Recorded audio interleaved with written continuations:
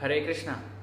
Welcome to this week's episode of Śāstra-cakṣu, Seeing Through the Lens of the Scriptures, a show brought to you by ISKM, International Sri Krishna Mandir.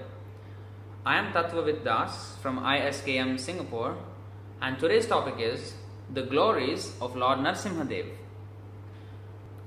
This is a special episode of Śāstra-cakṣu because Nṛsiṁha is just around the corner. On the 9th of May 2017, we have Nṛsiṁha celebrations here at Sri Krishna Mandir, at International Sri Krishna Mandir, 9 Lorong 29 Gelang, #03-02, from 7 p.m. to 10 p.m. So, we have great festivities, including Arati, Abhishek, Kirtan, cultural show which includes song and dance and drama, and of course prasadam. Let us learn a few things from this special Leela of Lord Nṛsiṁhadeva. First thing is that Lord Nṛsiṁha appeared from a pillar in a very unusual way, as half man, half lion. Hiranyakashipu, who was killed by Nṛsiṁhadeva, never expected Lord Vishnu to appear in that form. And he appeared from a pillar. This shows that the Lord does not need a mother and a father to appear in this world. So he is independent, he can do anything he likes. So the Lord, in his form as Nṛsiṁhadeva, appeared from a pillar. So this is what Krishna says in Bhagavad Gita, Janma karma chame divyam evam yo vetti tattvataha tyaktva deham punarjanmanaiti mameti sorjuna. Krishna says, my appearance and disappearance and my activities, they are all divyam, transcendental, divine. They do not depend on the ordinary course of activities. Our birth depends on the ordinary course of activities. We come from mother and father. But the Lord is not dependent on such conditions. He can manifest himself from anywhere. But sometimes he does take parents. That's because he wants to give them the chance to serve him in the mood of a parent. Otherwise, there is no necessity for him to accept a mother and father, as exhibited in the Leela of Lord Nṛsiṁhadeva. And in the Leela of Lord Varaha, he came in the form of a boar from the nostril of Lord Brahma. So the Lord can do anything he likes. The second thing is that God is inconceivable. Hiranyakashipu did not expect Lord Vishnu to come in that form, half man, half lion. The Lord can do anything. We cannot conceive within our brain how the Lord will act or what he will do. He can do things which we cannot expect at all. He is totally inconceivable. That is why the Lord's another name is Achintya, inconceivable. We cannot conceive with our senses and our mind. Therefore it is said in the Bhaktivedanta Swami Prabhupāda by Śrīla Rupa Goswami, Ata Śrī Krishna Namade na bhavet grahyam indriyai sevamukhe jihvado swayameva spuratyadaha. That means Krishna's name, form, pastimes, leelas, paraphernalia, entourage, all these things we cannot understand with our material senses and the mind and our intelligence. They fall way short to understand the glories of the Lord. But sevam mukhehi jihvadav, if we start serving the Lord out of service attitude, starting with jihva means tongue, we can serve the Lord with the tongue. Actually, self-realization starts with tongue. The tongue can do two things: vibration, vibrating sounds, and eating food. So, how to serve the Lord with the tongue? By chanting the holy name of Krishna and by eating only Krishna prasadam. So this is the proper way in which we can use our tongue to serve the Lord. So when we start serving the Lord in this way, starting with the tongue, and of course, all the parts of our body, our mind, body and words, then Swayameva Spuratyadaha, Krishna will reveal himself to us. And then we can understand. Some say that nobody can understand God. Yes, that's true. Nobody can understand God. But if God wants to make himself understood by somebody, nobody can stop. Who can stop? So God can be understood if he wants to reveal himself. So God is inconceivable. Krishna is inconceivable. But he can be conceived by his devotees. Next thing is that we can never cheat God. We can never cheat God. Hiranyakashipu wanted to cheat. Actually, he was the first class atheist in the whole universe. And he was such an atheist that he was a terror to the entire universe, even to the devatas.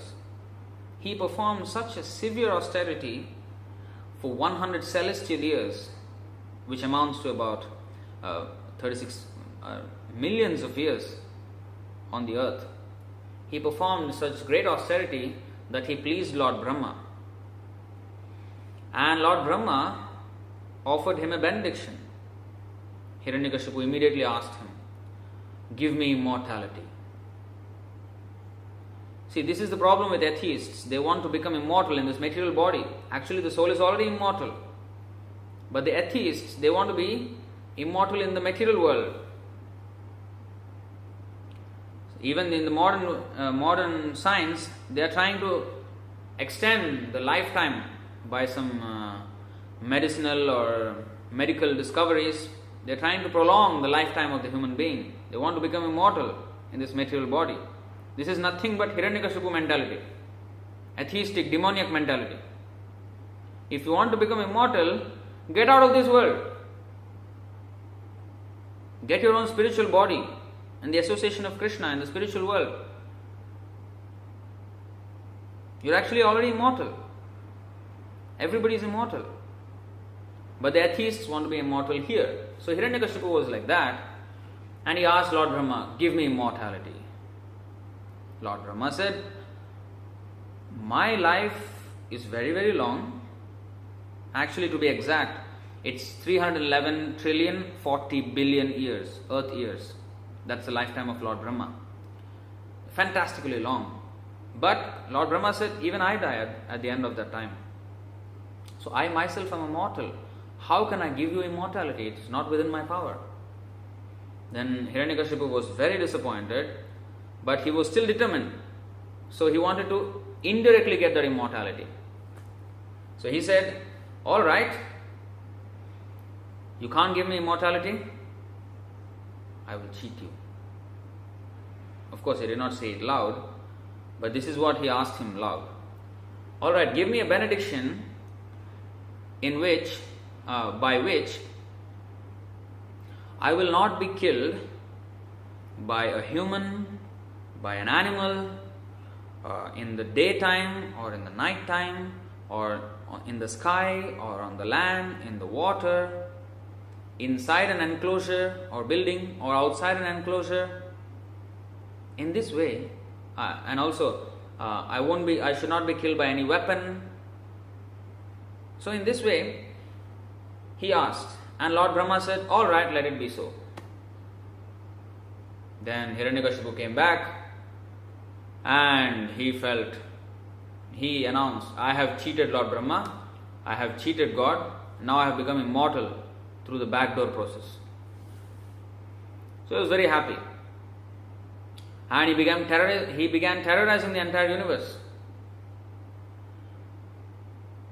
Nobody, even the devatas, could not stop him. He was so powerful, extremely powerful. Then Lord Nṛsiṁha came, and within a second he was finished. But all the promises of Lord Brahma were kept intact. He was not killed by an animal. He was not killed by a man, half animal. Poor Hiranyakashipu, he could not imagine that a creature like that could exist. But Lord Nṛsiṁha easily did that. And then he did not want to be killed by any weapon. So Lord Nṛsiṁha used only his nails. He did not use, in Krishna avatar you find, or in Narayana he uses the Sudarshan Chakra, or in the Ram's avatar he used the bow and arrow. Even in Krishna's avatar he used bow and arrow. But or sometimes the Gada, the mace. But Hiranyakashipu ripped open his abdomen with just nails. Then he said, I don't want to be killed in the day or in the night. Alright, sunset. This is called Sandhya. Sandhya means joint. The joint between day and night is the Sandhya, at the dusk, at the time of dusk. He was killed at that time. So neither in the day nor in the night. Neither in the sky, nor on the land, nor in water.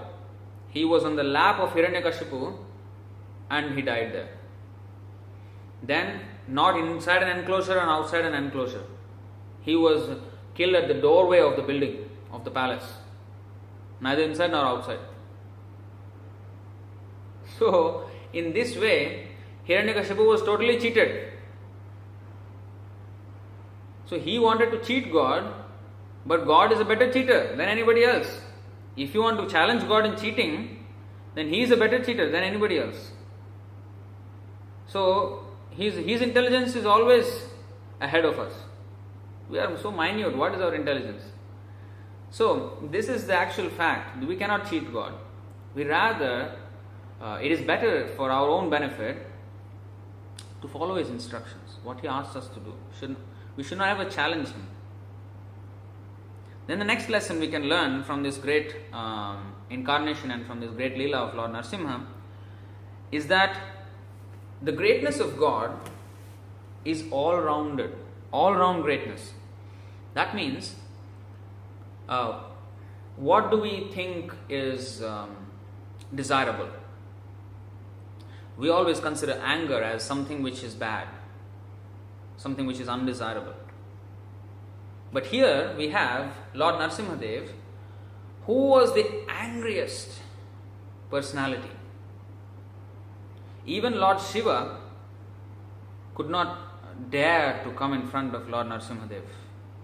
Ugra Nṛsiṁha. Ugra Nṛsiṁha is when he was so angry, when he just came out of the pillar to kill Hiranyakashipu. At that moment he was the angriest. And even after killing Hiranyakashipu, he was not pacified. Even the Devatas, Brahma, Lord Shiva, Lakshmi also could not go in front of him. Infinite anger. But his anger is worshipped. God is great means he is great in everything, even in anger. Nobody can be greater than God even in anger. Of course, he is greater. He is greatest in love, he is greatest in strength, he is greatest in beauty, everything. But even anger.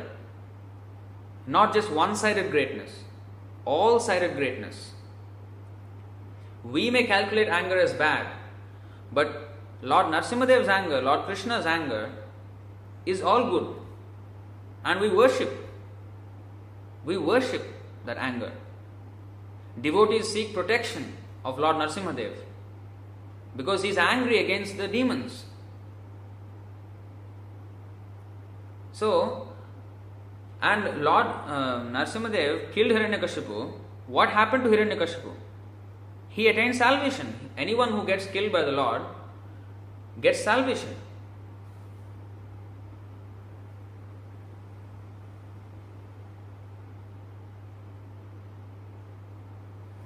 Anyone who gets killed by the Lord gets salvation. So actually Hiranyakashipu got purified of his atheistic mentality. He went back to the spiritual sky, to the spiritual world. So either Krishna's protection or Krishna's killing is all auspicious. But if we do something like that, we cannot do like him. Our anger is condemned. Even Krishna, he is known as Makhanchor. He's a thief.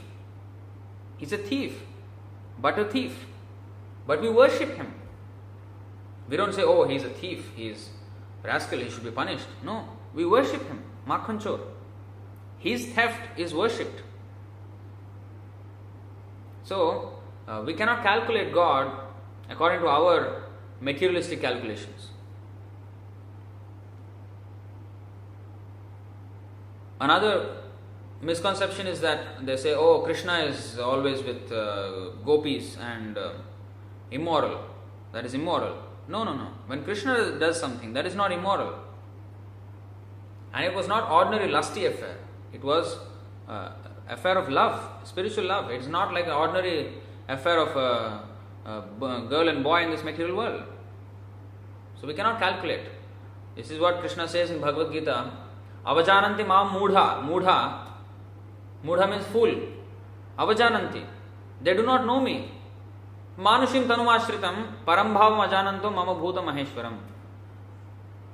He says, the fools, they deride me when I descend into this material world. They calculate me just as they would calculate an ordinary human being. And that's a mistake. They are fools. They do not know my supreme nature, Krishna says. So, that is one thing. So, he is all-rounded greatness. The next thing is that he is Bhaktavatsala.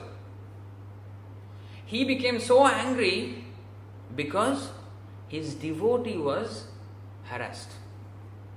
Nothing can make Krishna angry more than to offend a devotee. Even Krishna cannot control himself when he is angry like that, especially when his devotee is offended. He is known as Bhaktavatsala. He will go to any extent to protect his devotees. There are other examples also where Lord Narayana, he saved Ambarish Maharaj from the wrath of Durvasa Muni, and Durvasa Muni had to, even Lord Vishnu could not save him from the Sudarshan Chakra. He said the only way you can be saved is you go back to Ambarish Maharaj, my great devotee, and fall at his feet. And if he excuses you, if he chooses to excuse you, then you may be saved. You see how much power he gives to the devotees. He gives more power to the devotees than what he has. So the devotees actually become more powerful than the Lord by the Lord's grace. This is a very intimate, sweet relationship between Krishna and his devotees. So Prahlad Maharaj was harassed so much by this monster, Hiranyakashipu, and the Lord actually came to protect him, to give him satisfaction, to give him encouragement. To actually kill a demon, the Lord does not need to come. The Lord has this material nature, his own agency, to take care of the killing of the demons. He is not particularly interested in killing the demon. He is particularly interested in protecting his devotees and encouraging them. And last one, not really last, the Lord has unlimited glories, but for the purpose of this video, the next feature of this special Leela of Nṛsiṁha, special avatar of Nṛsiṁha, is that he is the ultimate protector of the devotees. So therefore, all devotees of Krishna worship Lord Nṛsiṁha to protect them from the influence of this material nature or from any danger. The devotees, they seek shelter of the lotus feet of Lord Nṛsiṁhadeva in order to be protected from any danger. So, I hope you understood. So, there you have it, the glories of Lord Nṛsiṁhadeva. Nṛsiṁhadeva Bhagavan ki Jaya. So, with that, I would like to invite you, for those who are in Singapore, to kindly attend the festivities of Nṛsiṁha Chaturdasi at our temple. The address will be given just after this video, 9 Lorong 29 Geylang, #03-02. So the festival is on the 9th of May from 7 p.m. to 10 p.m. Thank you. And if you have liked this video, then hit the like button below. If you have any questions or comments, or if you have any suggestions for a future question to be covered in this Śāstra-cakṣu show, you can also leave that in the comments below. And please subscribe to our channel and support us. Hare Krishna.